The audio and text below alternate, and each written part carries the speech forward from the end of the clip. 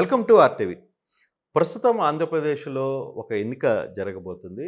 చాలా ప్రెస్టీజ్ ఇష్యూగా జరగబోతుంది. ఆ ఎన్నిక గతంలో అంటే రాజకీయ పరిస్థితుల్లో ఏ విధంగా ఎన్నికలు నిర్వహిస్తారో, ఒక గ్రామంలో ఒక సర్పంచ్‌కో, లేకపోతే ఒక ఎమ్మెల్యేకో, ఏ విధంగా రాజకీయ పార్టీలు ఏ విధంగా ఎలక్షన్స్ నిర్వహిస్తాయో, అంతకంటే భిన్నంగా ఈ ఎలక్షన్స్ అయితే ఇప్పుడు ఆంధ్రప్రదేశ్‌లో జరగబోతున్నాయి.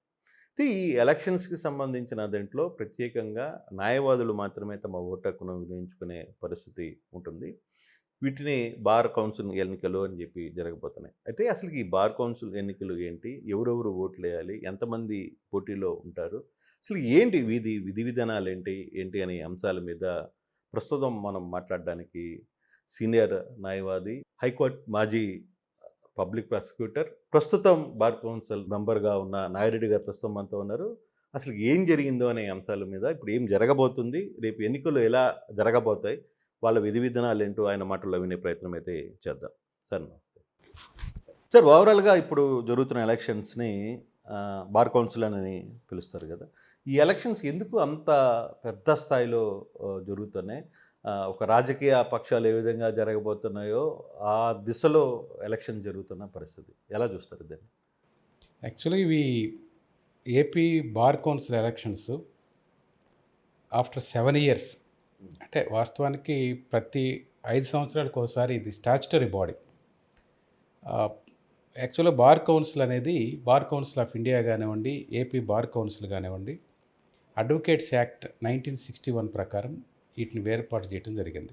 గతంలో న్యాయవాదుల్ని ఎన్రోల్ చేసుకునే విధానం హైకోర్టు న్యాయవాదులను ఎన్రోల్ చేసుకునేవాళ్ళు. కానీ అడ్వకేట్స్ యాక్ట్ 1961 వచ్చిన తర్వాత న్యాయవాదుల యొక్క ఎన్రోల్మెంటు, అదేవిధంగా వాళ్ళ మీద ఏదైనా ఆరోపణలు వస్తే వాటిని డిసిప్లినరీ కమిటీకి రిఫర్ చేసే విధానం కానీ, ఇవన్నీ కూడా బార్ కౌన్సిల్ని ఒక స్టాచ్యుటరీ బాడీని దాన్ని ఏర్పాటు చేసి బార్ కౌన్సిల్ ఆఫ్ ఇండియా, అదేవిధంగా ప్రతి స్టేట్కి స్టేట్ బార్ కౌన్సిల్స్ని ఏర్పాటు చేసి వారి ఆధ్వర్యంలో ఈ ఎన్రోల్మెంట్ కానివ్వండి, ఎలక్షన్స్ కండక్ట్ చేయటం కానివ్వండి, ఈ స్టాచ్యుటరీ బాడీని దాన్ని ఏర్పాటు చేయటం జరిగింది. ఈ బాడీ యొక్క విధి విధానాలు ఏంటంటే section 6 of the advocates act 1961 ప్రకారం ఎన్రోల్మెంట్ చేసుకోవటం, అంటే న్యాయవాదులు కొత్తగా వృత్తిలోకి వచ్చే వాళ్ళని ఎన్రోల్ చేయించుకోవటం, తర్వాత వాళ్ళకి అడ్వకేట్స్ యాక్ట్ యొక్క విధి విధానాలు, బార్ కౌన్సిల్ విధి విధానాలు, వృత్తిలో ఏ విధంగా రాణించాలి, వృత్తిలో ఏ విధంగా మనుగడ కొనసాగించాలి, ఎటువంటి పనులు చేయాలి, ఎటువంటి పనులు చేయకూడదు, డ్రెస్ కోడ్ ఏ విధంగా ఉండాలి, అదేవిధంగా వాళ్ళ మీద ఏదైనా కంప్లైంట్ అంటే ప్రొఫెషనల్ ఎథిక్స్ ఏ విధంగా పాటించాలి, ప్రొఫెషనల్గా వాళ్ళు ఎలా ఉండాలనే దానికి ఇది ఏర్పాటు చేయటం జరిగింది. అంతేకాకుండా దీంతో పాటుగా వాళ్ళకు ఒక ట్రైనింగ్ లాంటిది ఒకటి ఏర్పాటు చేయటం, అదేవిధంగా వాళ్ళకు ఒక వెల్ఫేర్ ప్రోగ్రామ్స్ ఏర్పాటు చేయటం, వాళ్ళ మీద ఏదైనా ఆరోపణలు వస్తే వాటి మీద డిసిప్లినరీ కమిటీకి రిఫర్ చేయటం, దీనికి సంబంధించి అడ్వకేట్స్ని నియంత్రించుకునే విధానము వాళ్ళకి స్టాచ్యుటరీ బాడీ ఇండిపెండెంట్ ఒక ఆర్గనైజేషన్ ఉండాలనేసి ఈ బార్ కౌన్సిల్స్ ఏర్పాటు చేయడం జరిగింది. వాస్తవంగా ప్రతి 5 సంవత్సరాలకు ఒకసారి బార్ కౌన్సిల్స్ ప్రతి స్టేట్లో ఉండే బార్ కౌన్సిల్స్కి ఎలక్షన్స్ జరపాలి. That mandatory. అది దాని ప్రకారమే ఇప్పుడు ఎలక్షన్స్ జరుగుతున్నాయి. కానీ ఇప్పుడు జరుగుతున్న ఎలక్షన్స్ నిజంగా మనం కానీ చూసుకుంటే అంటే మీరు కూడా ఒకప్పుడు బార్ కౌన్సిల్ మెంబర్గా ఉన్నారు. ఇప్పుడు కొనసాగుతున్నాం. ఇప్పుడు అయిపోయింది నోటిఫికేషన్. సో ఇటువంటి సిచ్యువేషన్ చూస్తే ఇప్పుడు అసలు ఎందుకు అంత పెద్ద స్థాయిలో అంటే ఒక క్యాన్వాస్ నిలబడడం, లేకపోతే జనాలు గుంపులుగా ర్యాలీలు చేయడం, ఇంకా మిగతా వ్యవహారాలు మీకు తెలిసిందే. మరి ఎందుకు ఇంత ప్రెస్టీజియస్‌గా ఈ ఎలక్షన్ ఎందుకు తీసుకున్నారంటారు? యాక్చువల్గా ఇది ప్రొఫెషనల్ బాడీ. ప్రొఫెషనల్గా ఎలక్షన్స్ జరిగేటప్పుడు జనరల్ ఎలక్షన్స్కి దీనికి ఖచ్చితంగా డిఫరెన్స్ ఉండాలి. ఎందుకంటే ఈ ఎలక్షన్స్ అనేవి అడ్వకేట్స్ అందరూ ప్రొఫెషన్ చేసే అడ్వకేట్సే వాళ్ళు ఓటర్స్గా ఉంటారు. ఈ ఓటర్స్కి ఇప్పుడు దాదాపు 39,000 మంది ఓటర్స్గా ఏపీ బార్ కౌన్సిల్లో నమోదై ఉన్నారు. 60,000 మంది అడ్వకేట్స్ ఉన్నారు. వాళ్ళు ఓటర్స్గా నమోదైన వాళ్ళు 39,400 మంది. వీళ్ళు ఒక 25 మంది అడ్వకేట్స్ని ఎన్నిక చేసుకోవాలి. కానీ సుప్రీంకోర్టు ఇచ్చినటువంటి తీర్పు ద్వారా ఇప్పుడు మహిళలకు కూడా 30% ఇవ్వాలనే ఉద్దేశంతో ఒక 7 మహిళలకి ఆ, ఇందులో భాగస్వామ్యం ఇవ్వాలనేసి రిజర్వేషన్స్ ప్రొవైడ్ చేయడం జరిగింది. వాళ్ళలో ఒక 5 ఎన్నిక ద్వారా ఈ ఎన్నికల్లో పార్టిసిపేట్ చేసి వాళ్ళకి రిజర్వేషన్ ఉంది, స్పెషల్ రిజర్వేషన్. ఒక 2 బార్ కౌన్సిల్ ఆఫ్ ఇండియా వాళ్ళు కానీ సుప్రీంకోర్టు వాళ్ళు కోఆప్ట్ చేసే విధానం కొత్తగా ప్రవేశపెట్టారు. అవి పోను ఒక యాక్చువల్లీ ఇప్పుడు జరుగుతుంది 25 జరగాలి, 23కి మాత్రమే సుప్రీంకోర్టు జడ్జిమెంట్ ప్రకారం జరుపుతున్నారు. అంటే దీంట్లో మహిళలకు కూడా ప్రాధాన్యత ఇస్తున్నారు మహిళలకి సార్. 30% రిజర్వేషన్ అంటే సుప్రీం ఈ ఎలక్షన్ నుంచి అంటే ఈ ఎలక్షన్ నుంచే చేశారు. స్టార్ట్ అవుతుంది. రెగ్యులర్గా ఈ సంవత్సరమే అదే సుప్రీంకోర్టు డైరెక్షన్స్ ప్రకారం అది ప్రవేశపెట్టారు. ఇప్పుడు మనకి ఏపీ బార్ కౌన్సిల్కి 25 మందికి గాను 23 మందికి మాత్రమే ఎలక్షన్స్ జరుగుతున్నాయి. ఒక 2 అలా ఎలక్షన్స్ జరపకుండా కోఆప్ట్ చేయమనేసి సుప్రీంకోర్టు మహిళలను కోఆప్ట్ చేయమని చెప్పడం జరిగింది. ఇప్పుడు ఆ 23 మందిలో 5 మహిళలకి రిజర్వేషన్ ఉంది, 18 జనరల్గా ఎలక్షన్ జరుగుతూ ఉంది. ఈ 25 మందిని ఏ బార్ నుంచి అయినా వాళ్ళు కంటెస్ట్ చేయొచ్చు. 23 మందిని ఎన్నుకోవాలి. ఇది ప్రిఫరెన్షియల్ ఓట్ విధానం. ఇదంతా కూడా ఏంటంటే నేను ఓటింగ్ దగ్గరికి వస్తాను సార్. ఈ లోపల 23 మంది ఎన్నుకోవాల్సి ఉంటే 146 మంది ఈరోజు నామినేషన్స్ వేశారు. దాంట్లో 143 స్క్రీన్ టెస్ట్ అయింది, 143 మంది పోటీలో పోటీలో ఉంది. ఎందుకు అంత డిమాండ్ ఎందుకు పెరిగింది అసలు? ఏంటి ఇప్పుడు ఈ బార్ కౌన్సిల్ మెంబర్ అయిపోగానే వాళ్ళకి ఏమైనా నెత్తిన కిరీటాలు లేకపోతే ఇంకేమన్నా ఎక్స్ట్రాగా ఏమన్నా వచ్చే అవకాశం ఏమన్నా ఉంటుందా? బార్ కౌన్సిల్ మెంబర్ అయినంత మాత్రాన వాళ్ళకి ఎక్స్ట్రా వచ్చేది ఏమీ లేదు. వాస్తవానికి ఇది ఒక బాధ్యత మాత్రమే. దాన్ని బాధ్యతగా ఫీల్ అయ్యే వాళ్ళకి ఇంకొంచెం ఎక్స్ట్రా బర్డన్ ఇది వర్క్లో.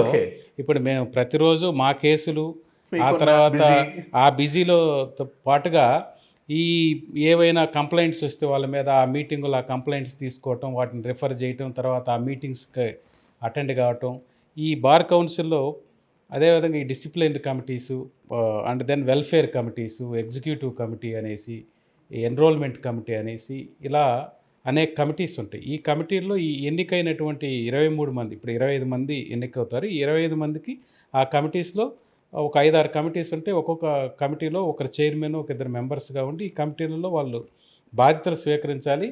ఇది ఒక రకంగా చెప్పాలంటే అదనపు బాధ్యత తప్పితే దానివల్ల ప్రత్యేకంగా ఎవరికి ఏదైనా వస్తుంది అని అంటే అది భ్రమ మాత్రమే. ఎందుకంటే నేను బార్ కౌన్సిల్ మెంబర్గా చేసి 7 years ఉన్నాను కాబట్టి మేము యాక్చువల్ 5 years ఉండాలి, ఒక 2 years అదనంగా ఉన్నాం కాబట్టి నేను ఈసారి పోటీ కూడా చేయట్లేదు. ఎందుకనంటే ఇప్పటికే మనం 7 years చేసాము, ఇంకా మళ్ళా కొత్త వాళ్ళకు కూడా అవకాశం ఇద్దామనే ఉద్దేశంతో నేను వాలంటీర్గానే పోటీ చేయట్లేదు. కానీ అది రెస్పాన్సిబిలిటీ తప్ప దానివల్ల ఏదైనా వస్తుంది అనుకొని పోటీ చేస్తే అది తప్పు. ఎందుకంటే ఇది స్టాచ్యుటరీ బాడీ. ఈ బాడీలో నుంచి మనం ఇప్పుడు ఎన్రోల్మెంట్ కమిటీ ఒకటి ఉంటుంది, కొత్తగా వచ్చే న్యాయవాదులు అందులో ఎన్రోల్ అవుతారు. వాళ్ళకి మనం మోడల్గా ఉండాలి తప్ప ఈ ఎన్నికల్లో బార్ కౌన్సిల్ మెంబర్ అయితే ప్రత్యేకంగా గుర్తింపు వస్తానో, లేకపోతే దానివల్ల మనకి ఇంకోటి ప్రొఫెషన్లో ఎవరు బాగా కేసులు చేయగలిగితే, ప్రొఫెషన్లో మనం ఎంత ముందుకెళ్ళగితే అవన్నీ చూస్తూ ఉంటారు. బార్ కౌన్సిల్ వల్ల వాళ్ళకి ప్రత్యేకంగా వచ్చేది ఏం లేదు. ఇది ఒక బాధ్యత తీసుకొని పనిచేయటం మంచిదే. ఇప్పుడు నేను బార్ కౌన్సిల్ మెంబర్గా ఉన్నప్పుడు నేను ప్రభుత్వాన్ని డిమాండ్ చేసి యువ న్యాయవాదులకు ఒక 5,000 రూపాయలు లానేస్తం కింద ఇవ్వాలనేసి అడగటం జరిగింది. వారు గత ప్రభుత్వం ఇవ్వటం జరిగింది. అదేవిధంగా కోవిడ్ టైంలో ఒక 25 కోట్ల రూపాయలు న్యాయవాదులకి ఇవ్వాలనేసి లోన్స్ ఇవ్వటం జరిగింది. ఎందుకంటే ప్రొఫెషనల్గా మేము బాగా నష్టపోయినాం కోవిడ్ టైంలో. ఎందుకంటే కోర్టులు జరగలేదు, ఆన్లైన్ కోర్టులు జరిగినప్పుడు కూడా కొంతమందికి ఈ క్లయింట్స్ రాక ఇబ్బంది పడేటటువంటి న్యాయవాదులకి ప్రభుత్వం నుంచి ఒక 25 కోట్ల రూపాయలు ఇప్పించడం జరిగింది. అదేవిధంగా మేము వెల్ఫేర్ స్కీమ్ కింద గతంలో 4 లక్షలు ఉంటే ఇప్పుడు 9 లక్షలు చేయటం జరిగింది. అంతేకాకుండా గతంలో ఎయిడ్ అంటే ఫైనాన్షియల్ ఎయిడ్ ఒక 50,000 అలా ఉంటే ఇప్పుడు 2.5 lakhs చేయటం జరిగింది. ఇట్లా కొంత ప్రోయాక్టివ్గా అంటే నేను ఒక్కనే కాదు, అందరం కమిటీ మేమంతా కూడా బార్ కౌన్సిల్లో ఉండే అందరం మెంబర్స్ని కూడా యునైటెడ్గా మేము ఒక నిర్ణయం తీసుకొని ప్రభుత్వాన్ని అడగటం, ప్రభుత్వం ఆ రోజు అంగీకరించడం వల్ల ఇవన్నీ మేము చేయగలిగాం. దీనికి ప్రత్యేకమైన ఫండ్స్ కూడా ఏమి ఉండవు. మాకు వచ్చేటటువంటి ఈ స్టాంప్స్ ద్వారా వచ్చేటటువంటి డబ్బులే. ఎందుకనంటే వెల్ఫేర్ స్టాంప్ అని ప్రతి వకాలత్ మేము ఫైల్ చేసేటప్పుడు దాని మీద మాకు వెల్ఫేర్ స్టాంప్ అనేసి ఒక 250 రూపీస్, ఇంతకుముందు 100 రూపాయలు ఉండేది, దాన్ని 250 రూపీస్ చేసాము. ప్రతి అడ్వకేట్ ప్రాక్టీస్ చేసే అడ్వకేట్ యాక్చువల్గా ఆ 250 రూపీస్ ఆ వెల్ఫేర్ స్టాంప్ వల్ల మాత్రమే బార్ కౌన్సిల్ డబ్బులు వస్తుంటాయి. లేదంటే ఎన్రోల్మెంట్ ద్వారా వచ్చేటటువంటి స్వల్పమైనటువంటి ఇది. ఈరోజు ఈవెన్ ఎలక్షన్స్ జరుపుకోవాలన్నా కూడా ఈ నామినేషన్ ద్వారా వచ్చే ఫీజు జనరల్ ఫండ్‌లో ఉండేటటువంటి ఫండ్ తోటి మాత్రమే మేము ఎలక్షన్ జరుపుకోవాలి. 149 అసోసియేషన్స్‌లో రేపు మేము ఎలక్షన్స్ జరపాలి ఇక్కడ ఇప్పుడు బార్ కౌన్సిల్. ఆంధ్రప్రదేశ్లో 149 140 అసోసియేషన్లు ఉన్నాయి. యెస్. అంటే ఒక్కొక్క నియోజకవర్గం కావచ్చు, జిల్లాలు మేజిస్ట్రేట్ కావచ్చు. కోర్టులు కానివ్వండి, అదే. డిస్ట్రిక్ట్ కోర్ట్స్ కానివ్వండి, సబ్ కోర్ట్స్ కానివ్వండి, ఈ అసోసియేషన్స్‌లో మొత్తం 149 అసోసియేషన్స్ ఉన్నాయి. అక్కడ ఏ అసోసియేషన్స్‌లో ఓటర్‌గా ఉంటారో వాళ్ళందరూ కూడా బార్ కౌన్సిల్ ఓట్లు, బార్ కౌన్సిల్‌కి from their association only they have to cast their vote.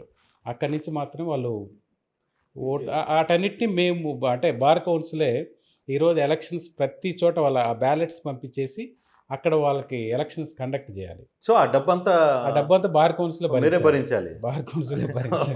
ఓ చాలా ఎక్కువ అవుతుంది ఎక్కువ ఎందుకంటే అవుతాయి. 143 మంది, దానికి 39,000 ఉన్నారా ఓటర్లు? 39,400 దాదాపులో 35,000 అన్నా పాల్గొంటారు కదా ఓటర్లు. వాళ్ళందరికీ బ్యాలెట్లు ఇవన్నీ కూడా పెద్ద పట్టనే అది. పెద్ద పని, చాలా పెద్ద పని అది.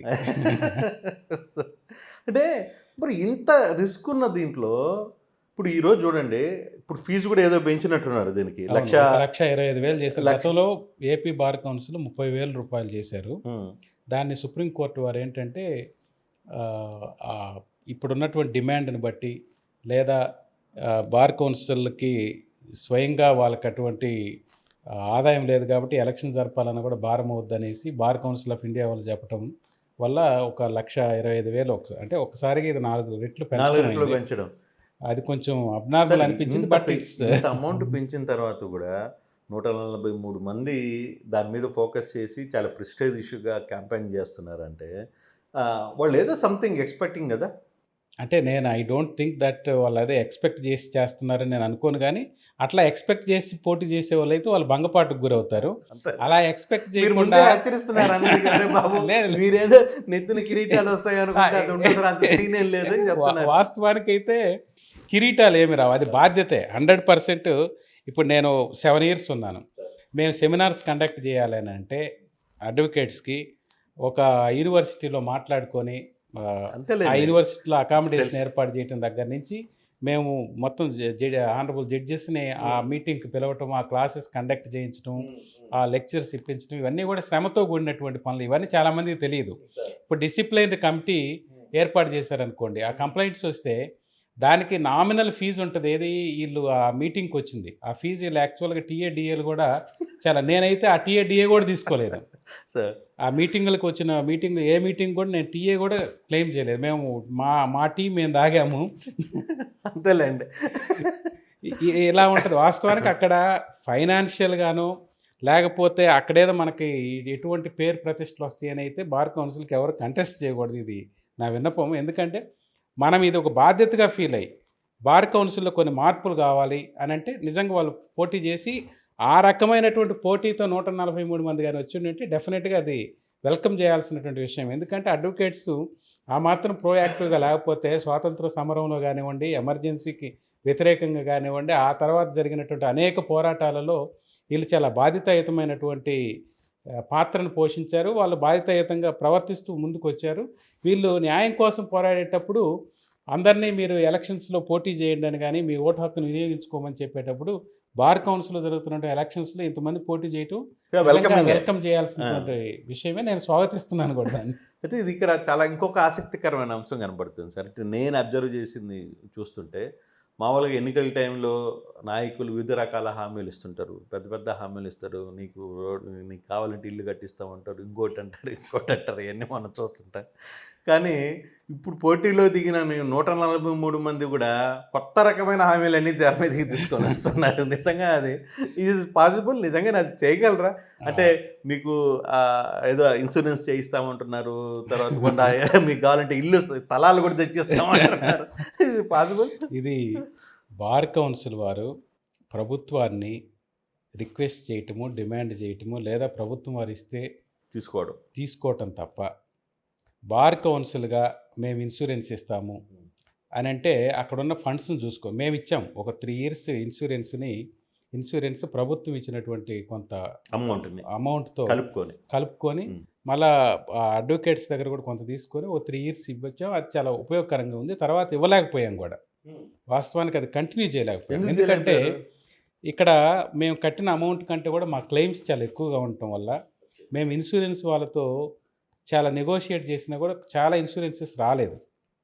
ప్రీమియం కూడా చాలా ఎక్కువైంది.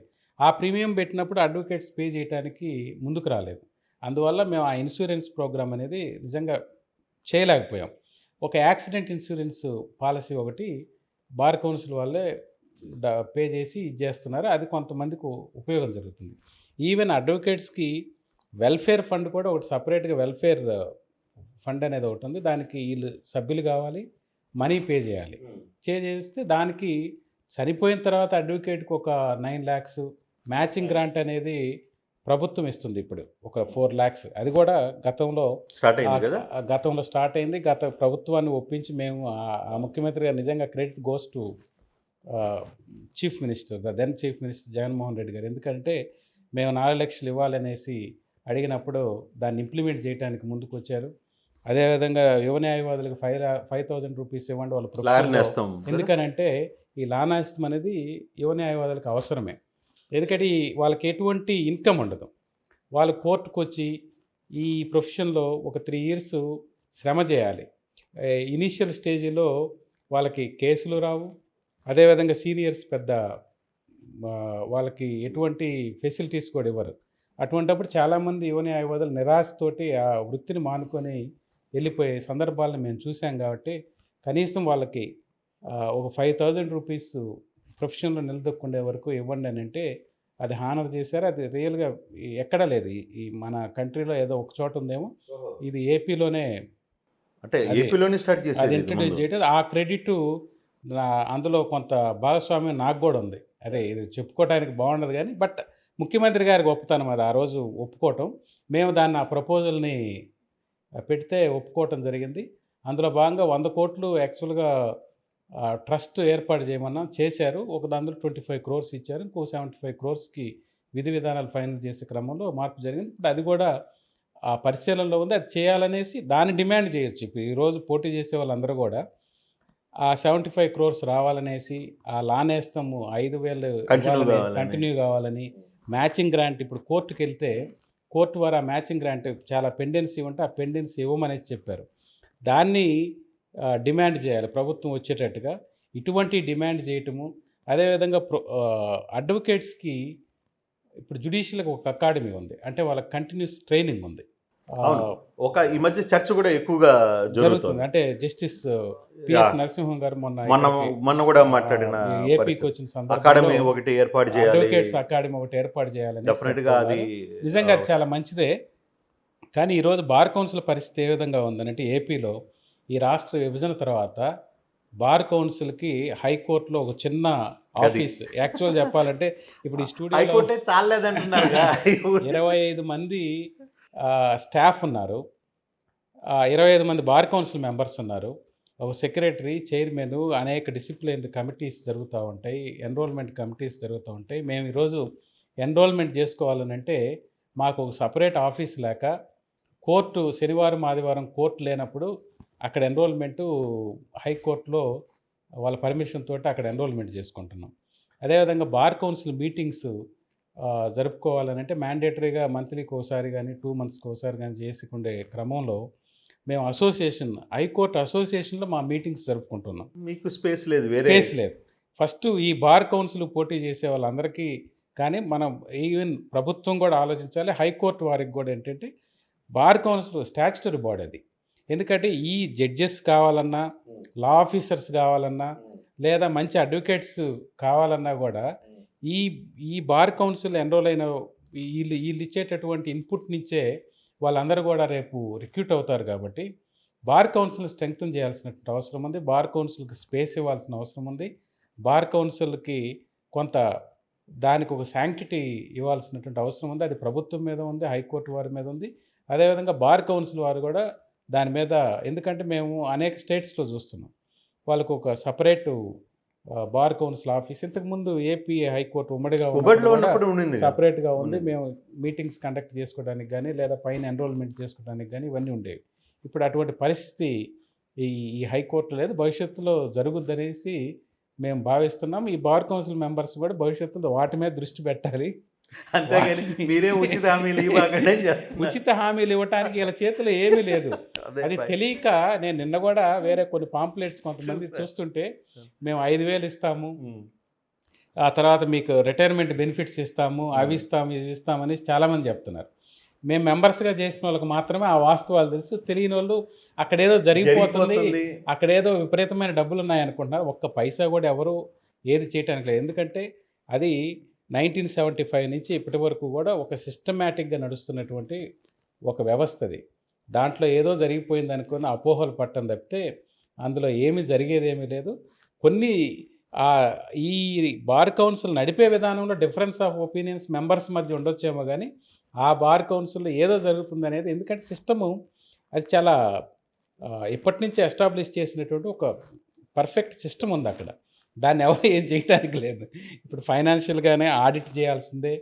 And at the same time ఏ కమిటీస్కి ఆ కమిటీస్ ఎంప్లాయీస్ కానీ వీళ్ళంతా కూడా సిస్టమేటిక్గా పనిచేయాల్సిందే. దాంట్లో ఏదో జరిగిపోతుంది కరెక్ట్ కాదు. కాకపోతే కొన్ని ఈ జరిగే వాటిలో కొన్ని లోపాలు ఉన్నాయి. ఆ లోపాలని ఎవరైనా ఎత్తి చూపొచ్చు, బార్ కౌన్సిల్ మెంబర్స్ ప్రశ్నించవచ్చు, దాన్ని రెక్టిఫై చేయొచ్చు. ఆ డిఫెక్ట్స్ని చేసేసి బార్ కౌన్సిల్ సజావుగా నడిపించడానికి, బార్ కౌన్సిల్ని స్ట్రెంగ్తన్ చేయడానికి, ఫైనాన్షియల్గా స్ట్రెంగ్తన్ చేయడానికి, అదేవిధంగా బార్ కౌన్సిల్కి కొంచెం పవర్స్ తీసుకోవడానికి, ఇవన్నీ వీటి కోసం ఈ స్వతంత్ర న్యాయ వ్యవస్థను కాపాడాలంటే బార్ కౌన్సిల్ కూడా స్వతంత్రంగా ముందుకు నడవాల్సినటువంటి అవసరం ఉంది. కాబట్టి దాని మీద పనిచేయాలి ప్రతి ఒక్కరు కూడా. ఈ పోటీ చేసే వాళ్ళు కూడా ఇచ్చే హామీలలో మేము అడ్వకేట్స్ అకాడమీ కావాలి, ట్రైనింగ్ కావాలి, అదేవిధంగా సెమినార్స్ కండక్ట్ చేపిస్తాము, అడ్వకేట్స్ వాళ్ళ వృత్తిలో నిలదొక్కోవడానికి కావాల్సినటువంటి స్కిల్స్ ఏర్పాటు చేస్తాము, ఇవి చెప్పాలి. కానీ అదేవిధంగా వెల్ఫేర్ స్కీమ్స్ కూడా అడ్వకేట్స్ని ఆదుకోవడానికి వెల్ఫేర్ స్కీమ్స్ని ప్రభుత్వం నుంచి మేము రాబడతాము, ఉన్న డబ్బులను కూడా సక్రమంగా వినియోగిస్తామని చెప్పడంలో తప్పులేదు. కానీ ప్రభుత్వం మిగిలిన రాజకీయ పక్షాలు ఇచ్చేటటువంటి హామీలని లాగా మేము ఏదో చేసేస్తాము ఏంటంటే ప్రభుత్వానికి వీలు కాదు బడ్జెట్ కదా. ఉంటుంది, కానీ దీని బడ్జెట్ చాలా తక్కువే ఉంటుంది. ఇందులో ఉన్న డబ్బులతో చేయగలిగింది వాస్తవానికి. సార్, ఇందాక మీరు ఒక ఇంపార్టెంట్ సబ్జెక్ట్ చెప్పారు. అంటే బార్ కౌన్సిలింగ్లో కౌన్సిలర్లు సంబంధించిన వాటిల్లో లాయర్లు చేస్తున్న కొన్ని వ్యవహారాలు ఎథిక్స్ అనేది చాలా ఇంపార్టెంట్. కానీ ఇప్పుడు కొందరు లాయర్లు వ్యవహరిస్తున్న తీరు, కొందరు లాయర్లు కేసులు ఎదుర్కోవడం, కొన్ని లాయర్లు సెటిల్మెంట్లకి ఫాలో కావడం, వీటి మీద మీకు ఎటువంటి అంటే మీరంటే కౌన్సిల్కి ఎటువంటి అథారిటీ ఉంటుంది? వాళ్ళు ఏదైనా చర్యలు తీసుకునే దానికి ఛాన్స్ ఉంటుందా? ఎలా ఉండబోతుంది? బార్ కౌన్సిల్ యాక్చువల్గా స్టాచ్యుటరీ బాడీ. వీళ్ళు ఈ యాక్చువల్ బార్ కౌన్సిల్ అనే దానికి ఇది ఏర్పాటే దీనికి ఏంటంటే ఎన్రోల్ చేసుకోవటం, వాళ్ళకి ఇటు ఎడ్యుకేషన్, లీగల్ ఎడ్యుకేషన్ కొంచెం డెవలప్ చేయటం, అట్ ద సేమ్ టైం ఈ ఈ వృత్తిలో ఎవరైనా సరే కొంతమంది అడ్వకేట్స్ ఈ ఈ వృత్తి ప్రమాణాలకు వ్యతిరేకంగా, అంటే ఈ కొల్లీడ్ కావటం కానివ్వండి, లేదా సెటిల్మెంట్ చేయటం కానివ్వండి, లేదా ఒక కేసు తీసుకొని అటెండ్ కాకుండా ఆ కేసు డిస్మిస్ కావటం కానివ్వండి, ఇతని లోపం వల్ల ఇటువంటివి జరిగినప్పుడు ఖచ్చితంగా ఆ కక్షిదారుడు కంప్లైంట్ ఇవ్వచ్చు. అంటే బార్ కౌన్సిల్కి complaint bar council complaint, yes. అంటే ఇప్పుడు నేను సెక్షన్ ఒక case 35 of the advocates act ప్రకారం ఒక అడ్వకేటు సక్రమంగా ఆ కేసు నిర్వర్తించకుండా తన నెగ్లిజెన్స్ వల్ల, అంటే కోర్టుకు అటెండ్ కాకుండా, లేదా ఏదైనా కొల్లీడ్ అయ్యి కానీ, లేదా ఇంకొకటి ఇప్పుడు మీరు ఒక పాయింట్ చెప్పేస్తారు, కొల్యూడ్ అనే వర్డ్. ఇప్పుడు నేనే ఒక కేసు ఇచ్చాను, నేను ఒక లాయర్ని నమ్మి ఒక కేసు ఇచ్చినప్పుడు ఆ లాయరు పక్కనున్న వాళ్ళతోనో పక్కనున్న లాయర్తోనో కొల్యూడై నాకు నష్టపరిస్తే నేను ఎట్లా అప్రోచ్ కావాలి? నేను ఎవరిని అప్రోచ్ మీరు బార్ కౌన్సిల్కే మీరు కంప్లైంట్ ఇవ్వచ్చు, ఆ కేసు నెంబర్ చెప్పవచ్చు, ఏ విధంగా జరిగిందంటే ఇందులో ఫ్రివిలస్ కంప్లైంట్స్ కూడా ఉంటాయి. బట్ రియల్గా కంప్లైంట్ ఉంటే section 35 of the advocates act ప్రకారం బార్ కౌన్సిల్ దాన్ని సీరియస్గానే తీసుకుంటుంది, రిఫర్ చేస్తుంది, డిసిప్లిన్ కమిటీకి రిఫర్ చేసి ఇద్దరిని విచారించి ఏ విధంగా అయితే కోర్టు వారు నిర్వర్తిస్తారో అలాగే బార్ కౌన్సిల్ వారు డిసిప్లినరీ కమిటీ వాళ్ళు ఆ విధంగా నిర్వహించి ఇద్దరిని చేసిన లాయర్కి శిక్ష పడే అవకాశాలు డెఫినెట్గా డిస్క్వాలిఫై చేయొచ్చు. ఈ మధ్య అట్లా ఏమైనా జరిగాయా? గతంలో చాలా జరిగాయి. అది ప్రూవ్ అయితే మిస్కాండక్ట్, అదర్వైజ్ మిస్కాండక్ట్ కూడా.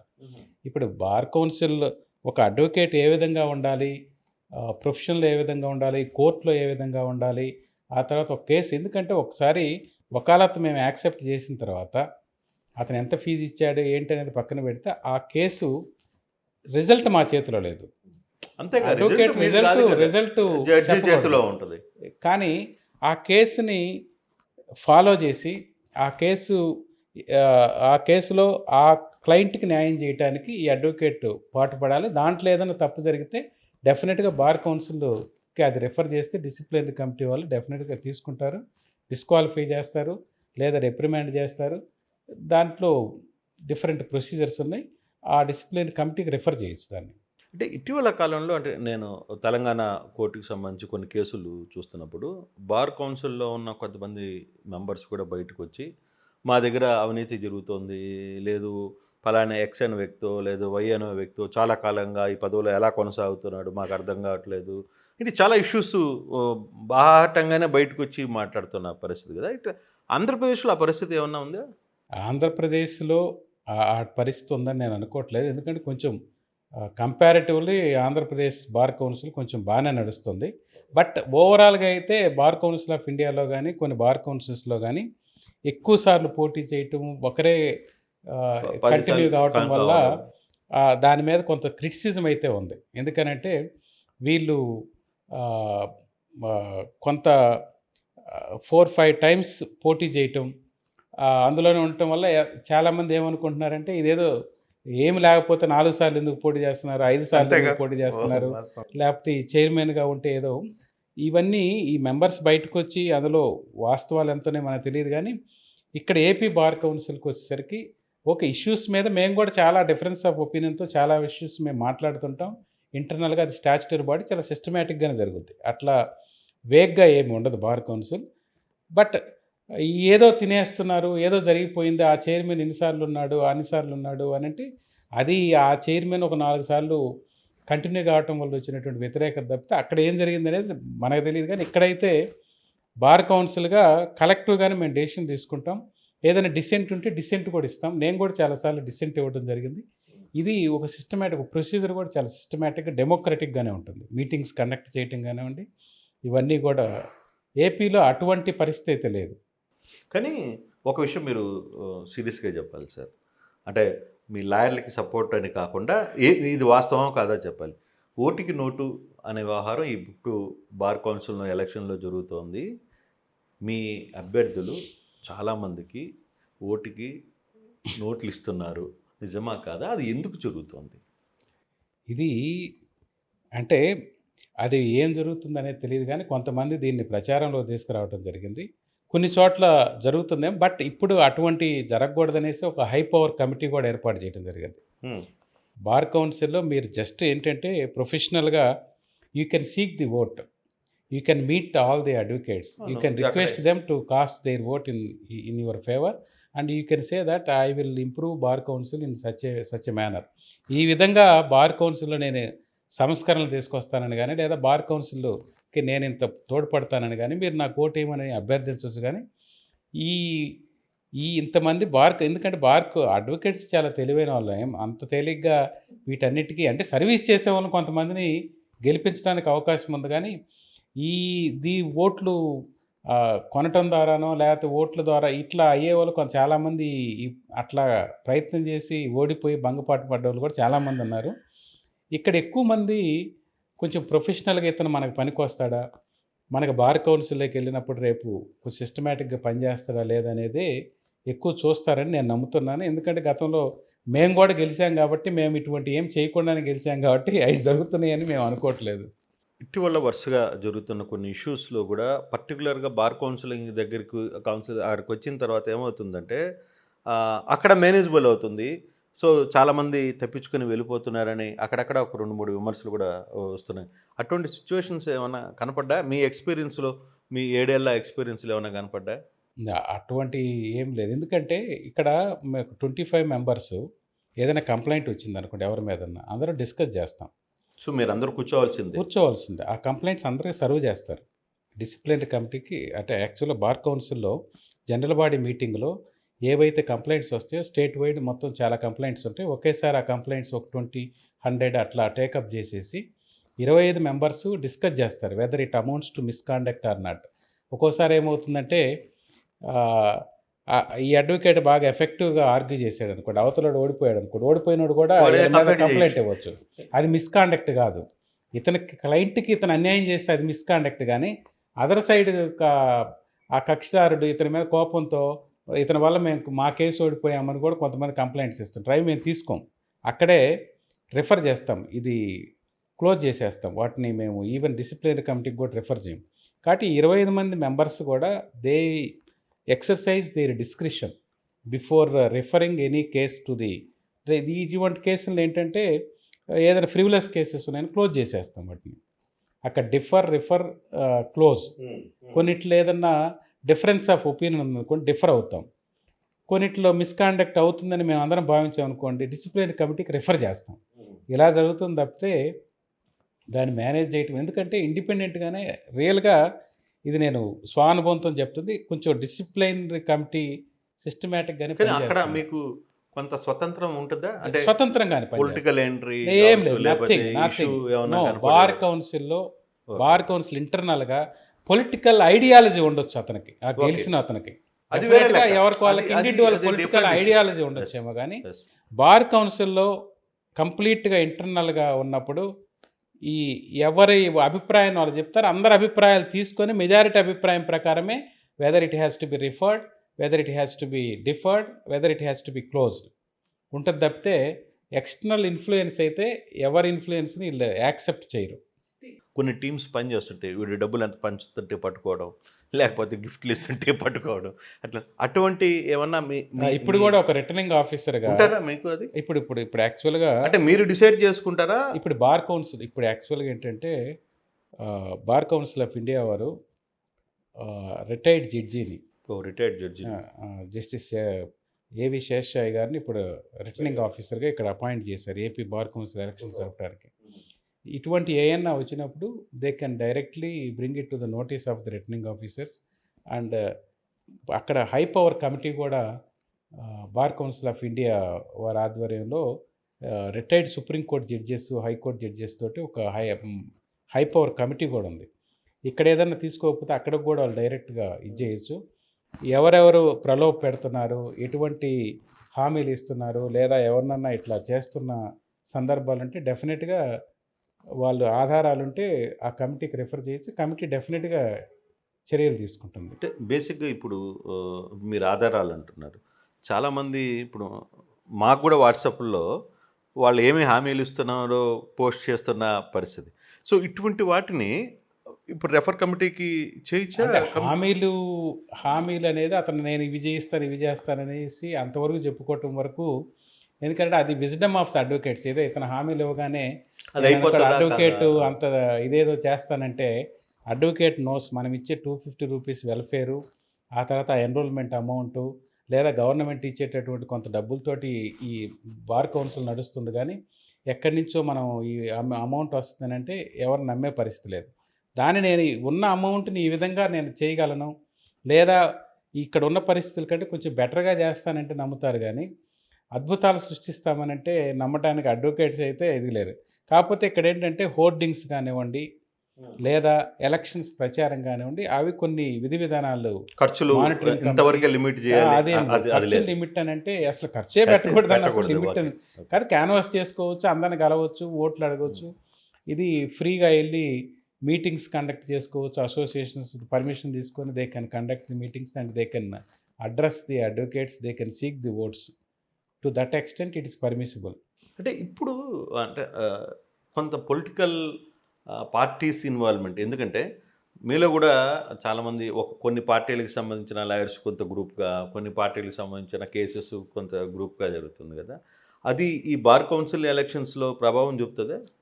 అంటే వీళ్ళు వాళ్ళ పొలిటికల్ అఫిలియేషన్ ఉన్నప్పటికి కూడా వాళ్ళు సర్వీస్ చేస్తారన్నప్పుడు డెఫినెట్గా బార్ కౌన్సిల్ మెంబర్స్గా వాళ్ళని ఇప్పుడు ఇక్కడ చాలామంది ఇప్పుడు మేము మొన్న ఉన్నటువంటి బార్ కౌన్సిల్లో వామపక్షవాదులు ఉన్నారు, ప్రతిపక్షం వాళ్ళు ఉన్నారు, అధికార పార్టీ వాళ్ళు ఉన్నారు. వీళ్ళ ఐడియాలజీ కొంతమంది వాళ్ళు ఉండొచ్చు. కానీ అడ్వకేట్స్‌కి ఆ ఐడియాలజీతో పాటు ఇతను మనకు పనికొస్తాడా లేదా అని చూసేటటువంటి డిస్క్రిప్షన్ కూడా అడ్వకేట్స్‌కి ఉంది. వాళ్ళకేమి పలానా వ్యక్తికి మనం ఓటేస్తున్నామంటే అతని ఐడియాలజీ, పొలిటికల్ అఫిలియేషన్ తెలియక కాదు. పొలిటికల్ అఫిలియేషన్ ఉన్నప్పటికీ అవి అంతవరకే. ఒక అడ్వకేట్‌కి పొలిటికల్ అఫిలియేషను లేదా ఐడియాలజీ ఉండకూడదనేది ఏమీ లేదు. ఈరోజు ఐలు అనే ఆర్గనైజేషన్ ఉంది, ఐఏఎల్ ఆర్గనైజేషన్ ఉంది. ప్రతి పొలిటికల్ పార్టీకి లీగల్ సెల్ లీగల్ ఉంది, సెల్ ఉంది. అదే. న్యాయవాద పరిషత్తులు ఉన్నాయి. ఇవన్నీ కూడా వారి వారి కార్యక్రమాలు అన్ని అసోసియేషన్స్‌లోనూ అన్ని చోట్ల ఉన్నారు. వాళ్ళ ఐడియాలజీ ఉంటుంది. బట్ ఇష్యూ వచ్చినప్పుడు, మాకు కామన్ ఇష్యూస్ వచ్చినప్పుడు మేమందరం కలిసే పనిచేస్తాం. మాకేం పొలిటికల్ డిఫరెన్స్ తోటి విడిపోవటం ఏమి ఉండదు. మా అడ్వకేట్స్‌కి సంబంధించినటువంటి ఇష్యూ వచ్చినప్పుడు ఖచ్చితంగా irrespective of political affiliations we work together, we demand for our justice, for our rights. అక్కడ మేము కాంప్రమైజ్ కాం. కానీ సార్, ఇందాక మీరు ఒకటి అకాడమీ సబ్జెక్ట్ కూడా ఎత్తారు. అంటే ఇప్పుడు ఈ అకాడమీ ఇప్పుడు దాకా ఎందుకు రాలేకపోయింది? జ్యుడిషియల్‌కి ఏ విధంగా ఉందో, మీ లాయర్‌లకి ఎందుకు రాలేకపోయింది? ఇక్కడ వాస్తవానికి రాష్ట్ర విభజన తర్వాత బాగా నష్టం జరిగినటువంటి కమ్యూనిటీ ఏదన్నా ఉందనంటే, అకార్డింగ్ టు మీ మా అడ్వకేట్స్ కమ్యూనిటీకి ఎక్కువ నష్టం జరిగింది. ఎస్. ఏ విధంగా ఎందుకనంటే 2014లో రాష్ట్ర విభజన జరిగితే 2019 వరకు మేము హైదరాబాద్లో ఉన్నాం. సడన్గా బయటికి రావాల్సి వచ్చింది. 2019లో ఒక డెసిషన్ తీసుకుని 18 డిసెంబర్లో 5 డేస్లో మేము అక్కడ హైకోర్టును వదిలేసేసి ఇక్కడికి రావటం జరిగింది. హైకోర్టు న్యాయవాదులు ఇంకా ఎక్కువ సఫర్ అయ్యారు. 2019 జనవరిలో ఇక్కడ విజయవాడలో హైకోర్టు ఏర్పాటు చేయడం జరిగింది టెంపరరీగా. అక్కడి నుంచి మళ్ళా 2019 మార్చిలో ఇప్పుడున్నటువంటి హైకోర్టు ఏర్పాటు చేయడం జరిగింది. ఇక్కడ ఆ టైంలో మాకు ఎటువంటి కనీసం లంచ్ కూడా దొరకనటువంటి పరిస్థితుల్లో అడ్వకేట్స్ ఎండల్లో సఫర్ అయినటువంటి పరిస్థితి. ఆ తర్వాత అకామిడేషన్కి కూడా ఎవరికి వాళ్ళు అటు తాడేపల్లి, మంగళగిరి, కాజా, విజయవాడ, గుంటూరు ఎక్కడికక్కడ స్కాటర్ అయిపోయి చాలా ఇబ్బంది పడినటువంటి పరిస్థితులు చూసాం. కాబట్టి ఈ పరిస్థితుల్లో ఎందుకంటే మనకు ఒక ప్రత్యేకమైనటువంటి పరిస్థితుల్లో రాష్ట్ర విభజన జరిగింది. ఏపీ బార్ కౌన్సిల్, ఇది ఏపీ బార్ కౌన్సిల్ యాక్చువల్గా ఫస్ట్ నుంచి ఉన్నది ఏపీ బార్ కౌన్సిల్. ఈ ఏపీ బార్ కౌన్సిల్ తెలంగాణ నుంచి ఇక్కడికి రావటం జరిగింది. ఒరిజినల్గా ఈ బార్ కౌన్సిల్కి ఉన్నటువంటి అసెట్స్ మొత్తం కూడా వాళ్ళకి వెళ్ళటం జరిగింది. అప్పుడు అందరినీ స్టాఫ్ని కానివ్వండి, స్టాఫ్ కూడా లేరు మాకు ఇక్కడికి వచ్చేసరికి. మాకు ఎక్కడ ఆఫీస్ పెట్టుకోవాలో అర్థం కాని పరిస్థితుల్లో విజయవాడలో కోర్టు టెంపరీ ప్రిన్సెస్ అయితే దాని వెనక ఇరిగేషన్ వాళ్ళ దగ్గర మేము ఒక చిన్న ఆఫీస్ తీసుకోవడం జరిగింది. తర్వాత హైకోర్టు ఇక్కడికి వచ్చిన తర్వాత ఇప్పుడు కూడా మేము రన్ చేస్తున్న ఒక చిన్న ఆఫీస్లోనే రన్ చేస్తున్నాం మేము బార్ కౌన్సిల్. ఈ పరిస్థితుల్లో అడ్వకేట్స్ చాలా చితికిపోయి 5 ఇయర్స్ హైదరాబాద్లో ఫ్యామిలీస్ ఉండి, పిల్లలు అక్కడ చదువుకుంటూ ఫ్యామిలీస్ అక్కడ ఉండి, లేదా అక్కడ హైకోర్టులో ప్రాక్టీస్ ఉండి, ఇక్కడ హైకోర్టులో ప్రాక్టీస్ ఉండి, అటు ఇటు తిరగలేక చాలామంది ఇబ్బంది పడేటువంటి పరిస్థితుల్లో, ప్రొఫెషనల్గా కూడా చాలా నష్టపోయిన పరిస్థితుల్లో డెఫినెట్గా ఇప్పుడు వీళ్ళందరికీ ఒక అకాడమీ కావాలి. వీళ్ళకి ఫెసిలిటీస్ ఏర్పాటు చేయడానికి ప్రభుత్వం కూడా ముందుకు రావాల్సిన అవసరం ఉంది. అదేవిధంగా వాస్తవం చెప్పాలంటే అక్కడ హౌసెస్ కొంతమంది అమ్ముకొని ఇక్కడికి రావడం జరిగింది. ఇప్పుడు కూడా ఇక్కడ కూడా మళ్ళా కొంత గందరగోళమైన పరిస్థితి ఉన్న క్రమంలో ఇప్పుడు ప్రభుత్వం కానివ్వండి, మీరు ప్రభుత్వానికి నివేదిక ఇచ్చారా ఏమన్నా? మాకు చాలాసార్లు అసోసియేషన్ ద్వారా, ఈ మధ్య కూడా ముఖ్యమంత్రి గారికి అసోసియేషన్ ద్వారా గతంలో కూడా ఇవ్వటం జరిగింది. బార్ కౌన్సిల్కు సపరేట్ ఫెసిలిటీస్ ఇవ్వండి అనేసి. అదేవిధంగా అకాడమీ ఏర్పాటు చేయాలి. జ్యుడిషియల్ అకాడమీ కాజాలో ఈ మధ్య కాలంలో ఒక 2 ఇయర్స్ బ్యాక్ జ్యుడిషియల్ అకాడమీ ఏర్పాటు చేసేది జరిగింది. అదే రకంగా అడ్వకేట్స్ అకాడమీకి ప్రభుత్వమే ముందుకు రావాల్సినటువంటి అవసరం ఉంది. దానిని ఖచ్చితంగా డిమాండ్ చేయాలి. అది అవసరం కూడా. ఎందుకంటే ఈ వృత్తిలోకి వచ్చేటటువంటి యువ న్యాయవాదులు చాలామందికి కూడా ఫస్ట్లో కోర్టు ఎలా ఉంటుందో తెలియదు. వాళ్ళ కేసులు ఉండవు. కేసులు ఎలా చేయాలో తెలియదు. వాళ్ళ ఫ్రెష్గా అడ్వకేట్స్గా ఎన్రోల్ అయ్యి కాలేజెస్ నుంచి డైరెక్ట్గా కోర్టుకు వస్తారు. వాళ్ళకి సూట్ అంటే తెలియదు, క్రిమినల్ బెయిల్ ఎలా ఉంటుందో తెలియదు, రిట్ పిటిషన్ ఏ విధంగా ఉంటుందో తెలియదు. అదేవిధంగా ఫస్ట్ అప్పీల్ అంటే ఏంటో తెలియదు, సెకండ్ అప్పీల్ అంటే ఏంటో తెలియదు. ఇవన్నీ కూడా వాళ్ళ పాపం ప్రొఫెషనల్గా, ఎందుకంటే ఇది ప్రాక్టీస్ ద్వారా ఎవ్రీడే అబ్జర్వ్ చేస్తూ నేర్చుకునేటటువంటి ప్రొఫెషన్ ఇది. కాబట్టి వాళ్ళకి అకాడమీ ఖచ్చితంగా ట్రైనింగ్ మళ్ళా కూడా ప్రొఫెషన్లో నిలబడాలంటే ట్రైనింగ్ అవసరం. ఎందుకంటే వాళ్ళకి ఎందుకు ట్రైనింగ్ అంటే జ్యుడిషియల్ అకాడమీ వాళ్ళు జడ్జెస్ అయిన తర్వాత జ్యుడిషియల్ అకాడమీ. జడ్జెస్ ఎవరవుతున్నారు? ఈ అడ్వకేట్స్ నుంచి వీళ్ళు ఎగ్జామ్ రాసి జడ్జెస్ అవుతున్నారు.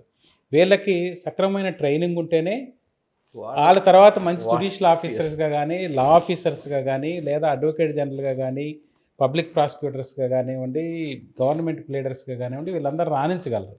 కాబట్టి అడ్వకేట్స్ అకాడమీ అనేది ఖచ్చితంగా కావాలి. బార్ కౌన్సిల్ కూడా స్ట్రెంగ్తన్ కావాల్సిన అవసరం ఉంది. బార్ కౌన్సిల్కి ఫెసిలిటీస్ ఇవ్వాల్సినటువంటి ప్రత్యేకమైనటువంటి ఫెసిలిటీస్ ఇవ్వాల్సినటువంటి అవసరం అటు ప్రభుత్వం మీద, ఇటు హైకోర్టు వారి మీద కూడా ఉందనేసి నేనైతే భావిస్తున్నాను. సార్ అంటే ఇప్పుడు అంటే నేను అవుట్ ఆఫ్ బార్లోకి వెళ్తాను.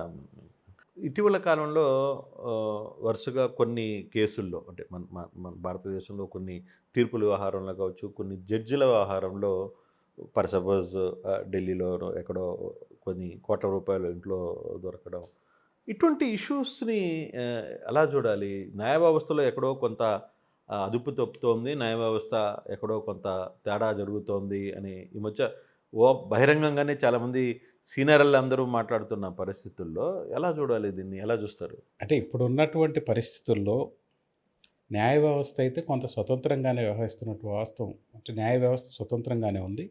కొన్ని చోట్ల కొన్ని ఆరోపణలు రావటము, వాళ్ళ మీద అభిశంసన పెట్టడము, తర్వాత ఇప్పుడు పార్లమెంట్లో జరుగుతుంది అది.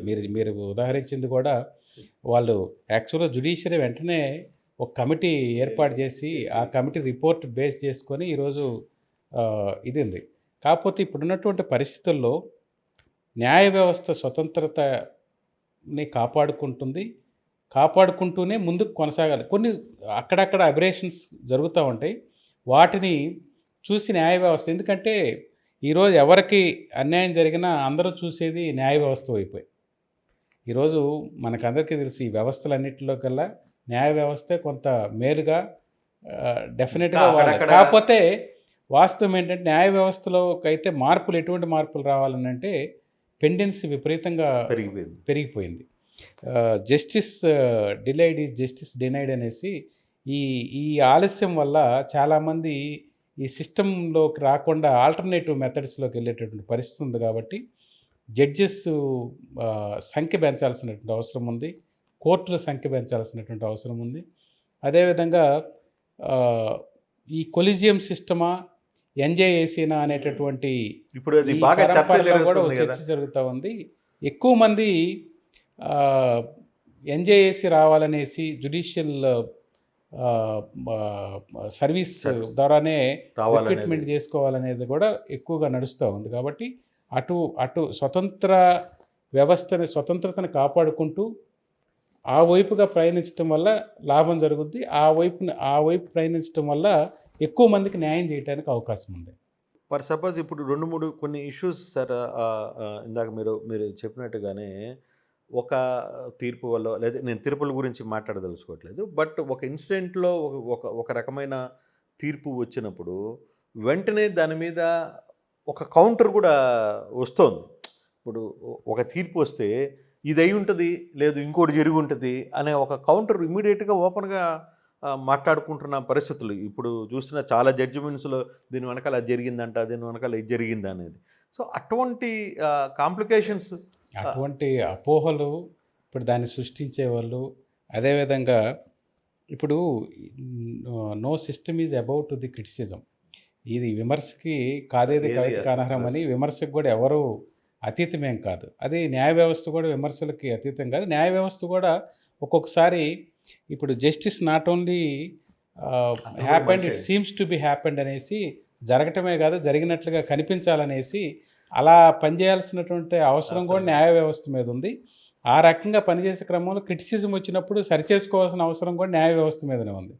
ఆ క్రిటిసిజానికి అవకాశం లేకుండా చేయాల్సినటువంటి అవసరం అయితే డెఫినెట్గా ఉంది. ఎందుకనంటే ఈరోజు చాలామంది కొన్ని కేసుల్లో మేము కూడా చూస్తున్నాం, టైం చాలా కన్జ్యూమ్ అవుతుంది. కొన్ని కేసులు ఇమీడియట్లో వాళ్ళకి 4 weeks 8 weeks తర్వాత రాకపోవటము, అది హీరింగ్కి రాకపోవటము, కొన్ని కేసులు వచ్చినప్పుడు టైం ఎక్కువగా స్పెండ్ చేయటము, కొన్ని కేసుల్లో టైం స్పెండ్ చేయకపోవటం ఇవన్నీ కూడా వాస్తవానికి జరుగుతున్నదే. దాంట్లో కొంత మార్పు రావాల్సినటువంటి అవసరం ఉంది. ఎందుకంటే కేసు అన్న తర్వాత అది వీఐపీ కేసు అయినా, సామాన్యుడి కేసు అయినా ఇదంతా కూడా ఒకటే. దీనికి వీఐపీ కేసు వచ్చినప్పుడు 2, 3 అవర్స్ పని చేయటము, మామూలు కేసు వచ్చినప్పుడు ఒక 1 వెంటనే ఇది వేసేయడం. చేయటం వల్ల ఆ క్రిటిసిజం అనేది వస్తుంది. కాబట్టి వీటిని అన్నిటినీ ఒకే రకంగా పరిగణించి ఎవరి కేసులు వచ్చినా కూడా equal, all are equal before the law అనేది కానీ మనం చేయగలిగితే డెఫినెట్గా అటువంటి క్రిటిసిజం రాదు. ఒకవేళ క్రిటిసిజం చేసేవాళ్ళు అది సహజం. ఆ క్రిటిసిజం అదేం ఆపరు. కానీ కనిపించేటట్టుగా అంటే ఇదేమి ఇందులో వాస్తవానికి న్యాయ ప్రకారమే జరిగిందనేటటువంటి ఈ ఆరోపణలు లేకుండా చేయాల్సిన బాధ్యత అయితే న్యాయ వ్యవస్థ మీద ఉంది. అంటే ఇటీవల హైకోర్టు జడ్జి నియామకాలు కూడా కొత్త ప్రాసెస్లోకి తీసుకోవాలని ఒక చర్చ జరుగుతోంది. నిజంగా దాంట్లో ఏమన్నా మార్పులు వచ్చే అవకాశం ఏమైనా కనపడుతుందా సార్? ఈ వాస్తవానికి ఏంటంటే ఇప్పుడున్న సిస్టమ్స్లో కొలిజియం సిస్టమ్ ద్వారా మాత్రమే ఈ నియామకం జరుగుతుంది. యాక్చువల్గా ఎక్కడ కూడా ప్రపంచంలో మన ఇండియాలో తప్ప జడ్జెస్ని అపాయింట్ చేసుకోవడం ఎక్కడా లేదు. కానీ అది ఎందుకు వచ్చింది అని అంటే ఎగ్జిక్యూటివ్కి ఆ పవర్స్ ఇస్తే వాళ్ళకి జ్యుడిషియరీ ఏ విధంగా పనిచేయాలనే విషయం తెలియక ఎట్లంటే అట్లా అపాయింట్ చేస్తారు. కాబట్టి కొంత ఈ న్యాయ వ్యవస్థలో రావాల్సినటువంటి మార్పుల మీద first judges case, second judges case అనేసి ఒక 2 కేసెస్ జరగడం జరిగింది. ఎన్జేఏసీ వచ్చినప్పుడు కూడా దాని మీద ఏది కొలిజియం ఉండాలా లేకపోతే జ్యుడిషియల్ సర్వీసెస్ ద్వారా తీసుకోవాలా అనే దాని మీద చాలా సంఘర్షణ జరిగిన తర్వాత ఈ కొలిజియం సిస్టమే ప్రస్తుతానికి బెటర్ అనేసి ఆ రోజుకి ఈ కొలిజియం సిస్టమ్ అడాప్ట్ చేసుకోవడం జరిగింది. అయితే ఈ కొలిజియం సిస్టంలో కూడా ట్రాన్స్పరెన్సీ ఉండాలి. డెఫినెట్గా ట్రాన్స్పరెన్సీ రావాల్సినటువంటి అవసరం ఉంది. అదేవిధంగా ఈ నియామకంలో మెరిట్ కానివ్వండి, అదేవిధంగా అన్ని ప్రాంతాల వారికి అవకాశం ఇవ్వటం కానివ్వండి, ఇవన్నీ కూడా జరగాలనేది ప్రతి ఒక్కరూ కోరుకుంటుంది. కాబట్టి అది అలా రావటం మంచిది. కాంపిటెన్సీ ఉండాలి. ఎందుకంటే ఇప్పుడు మనం ఏదో అనుకుంటున్నాం కానీ జడ్జెస్ చాలా వర్క్ చేయాల్సిన అవసరం ఉంది. అది 24/7 వాళ్ళ వర్క్. మనం ఏదో అనుకుంటున్నాం కానీ జడ్జెస్ వాళ్ళు చేయాల్సినటువంటి, ఎందుకంటే ఒక్క రోజులో మనకి పెండెన్స్ చాలా ఎక్కువగా ఉంది. 100 కేసులు ఒక్కొక్క రోజు జడ్జెస్ వాళ్ళు డిక్టేట్ చేయాల్సినటువంటి అవసరం ఉంటుంది. మళ్ళీ ఇంటికి పోయిన తర్వాత కూడా ఆ స్టెనోల్ని ఇంటికి పిలిపించుకొని వాళ్ళు వర్క్ చేస్తారు. మళ్ళీ మార్నింగ్ అన్ని కేసులు చదువుకోవాలి. ఇవి తెలియక వాళ్ళు అసలు నిజం చెప్పాలంటే చాలా శ్రమ చేస్తారు. ఒత్తిడిలో ఉంటారా? డెఫినెట్గా. అంటే ఒత్తిళ్ళు అంటే బయట నుంచి ఒత్తిడి కాదు, పని ఒత్తిడి. డెఫినెట్గా పని ఒత్తిడి ఉంటుంది. పని ఒత్తిడి అనేది డెఫినెట్గా ఉంటుంది వాళ్ళకి. అందువల్ల ఆ 2 days శనివారం ఇప్పుడైతే చాలామంది ఏంటంటే కోర్టులు 2 రోజులు ఎందుకు జరగట్లేదు, 6 రోజులు. ఆ 2 days జడ్జిమెంట్స్ రాసుకోవడానికి కానివ్వండి, ఆ 2 days వాళ్ళు మళ్ళీ రిఫ్రెష్ కావడానికి కానివ్వండి, ఎందుకంటే మళ్ళీ కేసెస్ చదువుకోవడానికి కానీ చాలా వాళ్ళు ఈవెన్ ఆ 2 days కూడా ఖాళీగా ఏమి ఉండరు జడ్జెస్ ఎక్కడ కూడా. తర్వాత వీళ్ళు జ్యుడిషియల్ అకాడమీకి వెళ్ళి క్లాసెస్ ఇస్తూ వస్తుంటారు. ఆ తర్వాత వీళ్ళు ఏదైనా అసోసియేషన్స్ కొన్ని ఫంక్షన్స్కి వచ్చి అడ్రస్ చేయమంటే అడ్వకేట్స్ని అడ్రస్ చేస్తారు. నిజంగా ఇక్కడ జడ్జెస్కి వాళ్ళు చేసే శ్రమకి వాళ్ళు పొందేది చాలా తక్కువ వాస్తవానికి. కాబట్టి చాలా మార్పు రావాల్సిన అవసరం ఉంది. వాళ్ళకి ఈవెన్ శాలరీ విషయంలో కూడా చాలా మార్పు రావాల్సిన అవసరం ఉంది. ఎందుకంటే ఇది తెలియక చాలామంది ఏదో అనుకుంటున్నారు కానీ వాళ్ళ పని ఒత్తిడి అయితే జడ్జెస్కి చాలా ఎక్కువ ఉంటుంది. అందుకని ఈరోజు న్యాయమూర్తుల సంఖ్య పెరగాల్సి ఉంది. ఏపీ హైకోర్టులో కూడా న్యాయమూర్తుల సంఖ్య పెరగాలి. పెరిగితేనే ఈ పెండెన్సీ, లేకపోతే ఈ పెండింగ్స్ సంబంధించిన ఆహారంలో కొన్ని సంవత్సరాలు పడుతున్న కేసులు కూడా ఉన్నాయి కదా. దానివల్ల లబ్ధిదారుడు నష్టపోతున్నాడు, కక్షిదారుడు నష్టపోతున్నాడు. అసలు ఏం జరుగుతుందో అర్థం కాక, ఇది ఎప్పుడు అవుతుందో తెలియక కొన్ని కేసులు మన కళ్ళ ముందే ఎన్ని సంవత్సరాల నుంచి జరుగుతున్న కేసులు జరుగుతున్నాయో. సో ఆ జాప్యం జరిగే కొద్దీ దాంట్లో ఉన్న కొందరు వాడుకునే అవకాశం కూడా ఉంది కదా. అసలు యాక్చువల్గా ఏంటంటే చాలామందికి మేము కోర్టుకి ఎందుకు వచ్చామనే వాళ్ళు కూడా ఉన్నారు. ఎందుకనంటే వాళ్ళకి 10 years 15 years అని అంటే ఒక జనరేషను. కొంతమంది 20 years కేసులు, సెకండ్ అప్పీల్స్, ఫస్ట్ అప్పీల్స్ అనేసి సివిల్ అప్పీల్స్ అయితే 20 years పెండింగ్ ఉన్నాయి. అదేవిధంగా ఇప్పుడు ఈ మధ్యకాలంలో ఈవెన్ క్రిమినల్ అప్పీల్స్ కూడా 10 ఇయర్స్, 8 ఇయర్స్, 9 ఇయర్స్ పెండెన్స్ ఉంది. వాస్తవానికి అవి 1 ఇయర్, 2 ఇయర్స్‌లో క్రిమినల్ అప్పీల్స్ పూర్తి కావాలి. ఈ మధ్యకాలంలో స్పెషల్ బెంచ్‌ని ఉదాహరణ ఏర్పాటు చేసి ఏపీ హైకోర్టులో అంటే ఒకవేళ 5 స్పీడ్ ఇయర్స్‌లో కోర్టులు కూడా పెట్టారు కదా. ఇవన్నీ ఫాస్ట్ ట్రాక్ కోర్టులు ఫాస్ట్ ట్రాక్, కూడా yes. డిస్ట్రిక్ట్ కోర్ట్స్ ఉన్నాయి. ఈ పెండెన్సీ తగ్గించాలనంటే ఖచ్చితంగా న్యాయమూర్తుల సంఖ్య పెంచాల్సినటువంటి అవసరం ఉంది. ఆహ్, లేదంటే ఈ డిలే వల్ల సిస్టమ్ మీద కూడా చాలామంది కోర్టుకు రావాలంటే మనం కోర్టుకు పోయినా కూడా చాలా లేట్ అవుద్ది అనేటటువంటి ఖర్చుతో కూడిన పని ఖర్చుతో కూడా. కూడిన పని అనేసి ఆల్టర్నేటివ్ మెథడ్స్కి వెళ్ళేటువంటి పరిస్థితి ఉంది. కాబట్టి ఇప్పుడు ఈ ఆర్బిట్రేషన్ వచ్చినా, మీడియేషన్ వచ్చినా, కన్సిలియేషన్ వచ్చినా, తర్వాత న్యాయమూర్తుల సంఖ్యలు పెంచకుండా, కోర్టులు పెంచకుండా ఈ పెండెన్సీని తగ్గించడం అనేది చాలా కష్టమైనటువంటి పని. సరే, ఇప్పుడు ఆల్టర్నేట్ అని చెప్పి అంటున్నారు. ఆల్టర్నేట్ అంటే ఏ విధంగా అతను ఏ విధంగా మానసిక ఒత్తిడికి లోనవుతున్నాడు చెప్పండి. మీకు నేను చేసే కేసు అంటే ఉదాహరణకి ఏంటంటే ఇప్పుడు ఒక ఒక రైతు ఒక టొబాకో బ్యారనో లేకపోతే ఇంకోటో షిఫ్టింగ్కి వచ్చాడు అనుకోండి. అది ఓ 10 సంవత్సరాలు పెండెన్సీ ఉంటే ఇంకా వాడు ఆ రైతు ఏం ఆ చేయాలి? 10 సంవత్సరాలు ఏమవుతాడు? అదేవిధంగా ఏదో ఒక సర్వీస్ మ్యాటరు ఎవరో ఒక అతను ట్రాన్స్ఫర్ కోసమో లేకపోతే ప్రమోషన్ కోసమో వస్తే అది 1 ఆర్ 2 ఇయర్స్‌లో పూర్తి కాకపోతే అతనికి ఇంకా ఆ సిస్టమ్ ఇంకా మనం కోర్టుకి వెళ్ళినా కూడా ఉపయోగం ఏంటి అనేటటువంటి పరిస్థితిలో ఉంటారు. అటువంటి కేసెస్ కొంచెం త్వరితగతిన ఇచ్చేయాల్సిన అవసరం ఉంది. అట్లా కొంత ఈ సిస్టమ్ మీద నమ్మకం రావాలనంటే స్పీడీ డిస్పోజల్ కూడా చాలా అవసరం. ఇప్పుడు రిటైర్ అయిన తర్వాత రిటైర్మెంట్ బెనిఫిట్స్ రాలేదని కోర్టుకు వస్తే వాడికి ఇక్కడికి ఎప్పుడు వచ్చిన తర్వాత అతను ఒక 10 ఇయర్స్, 5 ఇయర్స్ ఉంటే అతనికి ఈ సిస్టమ్ మీద ఏం నమ్మకం ఉంటుంది? రిటైర్ అయ్యి ఆ బెనిఫిట్స్ కోసం అతను ఏదో అప్పులు చేసుకొని నిలబడి ఉంటే మనం దాన్ని డిసైడ్ చేయకుండా 5 ఇయర్స్ ఉంటే దానివల్ల నిజంగా వాళ్ళు రిటైర్ అయిన వాళ్ళు ఈ సిస్టమ్ మీద వాళ్ళకి ఫెయిత్ రావాలనంటే డెఫినెట్గా అటువంటి కొన్ని కేసెస్ ఉన్నాయి. కొన్ని సెన్సిటివ్ కేసెస్ అవి ఎక్కువ కాలం ఉంచడానికి వీల్లేదు. అటువంటి ప్రమోషన్స్ విషయంలో కానివ్వండి, రిటైర్మెంట్ విషయంలో బెనిఫిట్స్ వచ్చే విషయంలో కానివ్వండి, లేదా కొన్ని కేసెస్ను త్వరితగతిన చేయకపోతే అదే delay of justice is denial of justice అనేసి ఆ డిలే Definitely గా చేయకపోవడానికి వీలు లేనటువంటివన్నీ కూడా ముందుగానే టైం ప్రాతిపదికన చేయాల్సిన అవి చర్యలు తీసుకుంటున్నారు, కానీ ఇంకా కొంత మార్పు రావాల్సినటువంటి అవసరం ఉంది. కానీ ఇటీవల సార్, అంటే ఫర్ సపోజ్ నిన్న ఒక కేసు, ఈ కేసు గురించి అంటే లేటెస్ట్గా ఒక జడ్జిమెంట్ మనం చూసుకుంటే ప్రజాప్రతినిధుల మీద వస్తున్న కేసుల్ని కొట్టేయించుకోవడం అంటే మొన్నటిదాకా ఆ కేసులు ఒక ప్రభుత్వం ఉన్నప్పుడు కేసులు నడుస్తాయి, మరో ప్రభుత్వం మారంగానే ఆ కేసులు వెంటనే కొట్టివేయబడతాయి. ఏంటి దీనికి ఒక సిస్టమ్ పద్ధతి ఏమన్నా ఉందా, అసలు నిజంగానే ఏం జరుగుతుంది సార్? అంటే ఇది వీటికి యాక్చువల్గా అయితే న్యాయ వ్యవస్థ ఈ ఎమ్మెల్యే ఎంపీస్ కేసులకు సంబంధించి సపరేట్గా ఎమ్మెల్యే ఎంపీస్ కేసులు డీల్ చేయటం కోసం ఒక స్పెషల్ కోర్టును ఏర్పాటు చేయడం జరిగింది. గతంలో ఈ ఈ ప్రభుత్వం రాగానే రాజకీయ పార్టీల వాళ్ళ మీద ఉన్నటువంటి కేసులు మొత్తం కూడా అవి రద్దు చేసుకుంటున్నారనే ఉద్దేశంతో మీరు ఎట్లంటే అట్లా ఆ కేసులను విత్డ్రా చేయడానికి లేదు, మీరు డెఫినెట్గా హైకోర్టు పర్మిషన్ తీసుకొని మాత్రమే ఎమ్మెల్యేస్ ఎంపీస్ మీద ఉన్నటువంటి కేసులను విత్డ్రా చేసుకోవడానికి కానీ కాంపౌండ్ చేసుకోవడానికి కానీ ఉంది. కాబట్టి వాళ్ళ హైకోర్టు పర్మిషన్ లేకుండా చేసుకోవడానికి లేదనేసి స్పష్టంగా సుప్రీంకోర్టు జడ్జిమెంట్ ఇవ్వడం జరిగింది. సుప్రీంకోర్టు ఇచ్చినటువంటి జడ్జిమెంట్ ప్రకారమే స్పెషల్ కోర్ట్స్ కూడా ఏర్పాటు చేయడం జరిగింది ఎమ్మెల్యేస్కి ఎంపీస్ కేసు. ఇక్కడ మనకు విజయవాడలో ఎమ్మెల్యేస్ ఎంపీస్ కోర్టు స్పెషల్గా ఏర్పాటు చేయడం జరిగింది.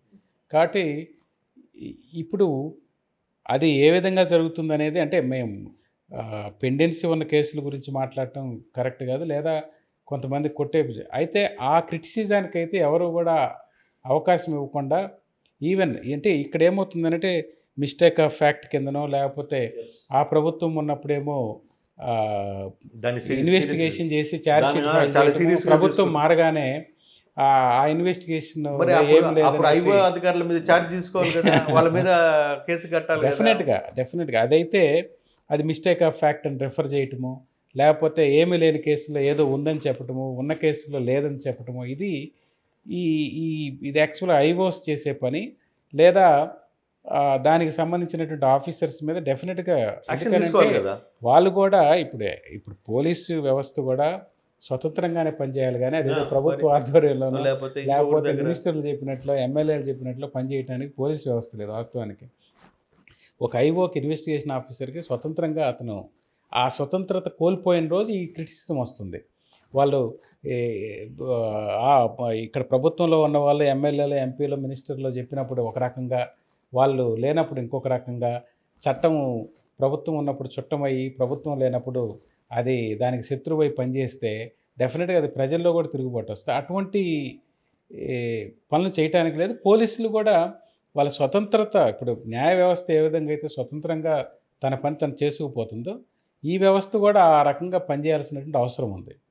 సో అంటే ఇది చూడ్డానికి కూడా అరే ఈ గవర్నమెంట్ మారంగానే ఇంకోటి వస్తుందిలే, మా గవర్నమెంట్ వస్తే మా కేసులు ఎత్తేస్తాంలే, లేదు మీ గవర్నమెంట్ వస్తే మీ కేసులు ఎత్తేసుకోండి, ఇప్పుడు మీరు ఎన్నైనా కేసులు పెట్టుకోండి, ఒక చర్చ జరుగుతుంది. డెఫినెట్గా ఇప్పుడు కూడా మేము కూడా చాలా కేసులు చూసాం. ప్రభుత్వం మారగానే ఇంకో ప్రభుత్వం రాగానే ఆ ప్రభుత్వం కొంతమంది, ఈ మధ్య మేము చూసాం చాలామంది యంగ్స్టర్స్ని సోషల్ మీడియా పేరుతో చాలా కేసులు పెట్టడం, తర్వాత దానికి సెక్షన్ 111 పెట్టడం, అంటే అవసరం లేకపోయినా కూడా, లేదా ఒకే కేసుని 20-30 పోలీస్ స్టేషన్స్లో నమోదు చేయటం, దాని మీద వాళ్ళని అదే కేసుకి, ఒక కేసుకి 20 పోలీస్ స్టేషన్లో 20 కోర్టుల్లో వాళ్ళు వెళ్ళి నిలబడటం, ఇవన్నీ చూసినప్పుడు నిజంగా ఈ వ్యవస్థ మీద జనాలకు కూడా కొంత నమ్మకం కోల్పోయేటువంటి పరిస్థితి. ఎందుకంటే ఇప్పుడు ఒక ఎఫ్ఐఆర్ ఉంటుంది, కానీ మల్టిపుల్ ఎఫ్ఐఆర్స్ ఒకే ఇష్యూ మీద 10 చోట్ల జరిగినప్పుడు డెఫినెట్గా కనీసం వాళ్ళకి ఆ నోటీస్కి రాగానే కోర్టు వారు కూడా ఇది ఒకే దాని మీద ఎన్నిసార్లు ఇవి జరిగేవి. కాబట్టి పోలీసు వారు ఈవెన్ కేసు రిజిస్టర్ చేయాలనంటే వాళ్ళకు ఒక ఎఫ్ఐఆర్ చేయాలన్నా కూడా ఇప్పుడున్నటువంటి కొత్త బిఎన్ఎస్ఎస్ ప్రకారం ప్రిలిమినరీ ఎంక్వైరీ కండక్ట్ చేసుకోవాలి, లేదా ప్రైమా ఫేస్ కేసు ఉందా లేదా అని చూసుకోవాలి. ఆ తర్వాత అవన్నీ చేయకుండానే 7 years బిలో ఉంటే 41 నోటీస్, అంటే ఇప్పుడు 35(4) ప్రకారం నోటీస్ ఇవ్వాలి. ఇవేమీ చేయకుండా అక్కడ కేసు ఫైల్ చేయమనగానే ఫైల్ చేసేసి అందులో వాడికి ఏం ఇంజూరీ లేకుండానే 307 పెట్టడం, లేకపోతే ఒక 2 కేసెస్ ఛార్జ్ షీట్స్ ఫైల్ చేసి రిపీటెడ్గా తప్పులు చేస్తుంటే 111 సెక్షన్ 111 పెట్టమనంటే ఏమి కేసులు లేకుండానే 111 పెట్టడం, ఇవన్నీ చూస్తే జనాలకు కూడా ఈ వ్యవస్థ అపహాస్యంగా పనిచేస్తుంది, ప్రభుత్వం ఎట్లా చెప్తే అట్లా పనిచేస్తుంది అనేసి ఈ సిస్టమ్ మీద నమ్మకం కోల్పోయే రకంగా ఉంది. అది పోలీసు వాళ్ళు చేసే పని. అది దానివల్ల రేపు వీళ్ళు చేసే పనుల వల్ల రేపు ప్రభుత్వం మారితే వీళ్ళు కూడా ఆ రకంగా నష్టపోవటం జరుగుతుంది. ఈరోజు చట్టము నీకు చుట్టమైనప్పుడు రేపు ఇంకొకరికి కూడా చుట్టమైతే, ఈరోజు మీరు ఇంకొకరిని సఫర్ చేస్తే వాళ్ళు రేపు మిమ్మల్ని సఫర్ చేస్తారనే విషయాలు ప్రాథమికంగా ఈ విషయాన్ని మర్చిపోయినప్పుడు వాళ్ళు కూడా నష్టపోతారు. పోలీస్ వ్యవస్థ కూడా ఆ రకంగా పనిచేయకూడదు, వాళ్ళు స్వతంత్రంగానే పనిచేయాలి. ఏదో కేసు రాగానే ఏమి లేని దగ్గర ఏదో ఉన్నట్టుగా, ఎవరు లేని దాంట్లో ఎటువంటి ఇన్వాల్వ్మెంట్ లేని వాళ్ళ దగ్గర ఇన్వాల్వ్మెంట్ ఉన్నట్లుగా మేము చాలా కేసులు ఫైల్ చేసి చూస్తున్నాం. కాబట్టి మాకే ఈ abuse of process of law అనేది చాలా చాలా బాధాకరం. దానివల్ల సిస్టమ్ మీద నమ్మకం పోద్ది. సార్, ఫైనల్గా బార్ కౌన్సిల్ మెంబర్కి పోటీ చేస్తున్న చాలామంది మీ మిత్రులు, మీ జూనియర్స్ చాలామంది ఉన్నారు, వాళ్ళందరికీ ఏం చెప్పబోతున్నారు చెప్పండి? ఒక సీనియర్ లేదు అంటే ఇక్కడ చాలామంది మా సీనియర్స్ కూడా పోటీ చేసే ఉన్నారు. వాళ్ళందరికి మనం చెప్పేది ఏమంటే, అంటే బార్ కౌన్సిల్ ఎన్నికల్లో పోటీ చేసి మీరు బార్ కౌన్సిల్ని దాని యొక్క ఔన్నత్యాన్ని, అంటే బార్ కౌన్సిల్ స్టాచ్యుటరీ బాడీ, అది by act of parliament advocates act ద్వారా వచ్చినటువంటి స్టాచ్యుటరీ బాడీ.